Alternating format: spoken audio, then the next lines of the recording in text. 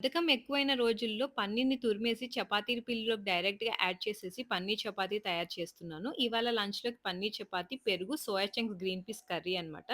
ఈ కర్రీ కోసం స్టవ్ మీద పాన్ పెట్టుకొని జీలకర్ర యాడ్ చేశాను. ఫ్లేవర్ కోసం కరివేపాకు, ఆ తర్వాత సన్నగా కట్ చేసుకున్న ఉల్లిపాయలు కూడా యాడ్ చేసి, ఉల్లిపాయలు బాగా ఫ్రై అయిన తర్వాత అల్లం వెల్లుల్లి పేస్ట్, ఫ్రెష్‌గా ఒలుచుకున్న గ్రీన్ పీస్ కూడా యాడ్ చేశాను.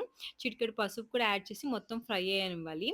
హాట్ వాటర్‌లో 10 మినిట్స్ సోయా చంక్స్ ఉడికిచ్చి, ఆ తర్వాత అవి తీసి ఇందులోకైతే యాడ్ చేశాను. ఈ కర్రీ చాలా సింపుల్ అనమాట. టమాటో ప్యూరీ కూడా యాడ్ చేసి, కారం పొడి, సాల్ట్, ధనియాల పొడి యాడ్ చేసేసి, లో ఫ్లేమ్‌లోకి టర్న్ చేసి మూత పెట్టి ఉడికిస్తే, ఆ వాటర్ అవసరం లేకుండానే కర్రీ అనేది రెడీ అయిపోతది.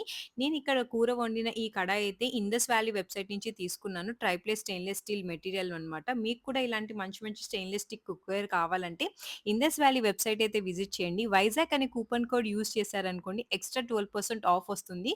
సో, ఇలాంటి కుక్‌వేర్ అయితే మీరు కూడా తీసుకోవచ్చు.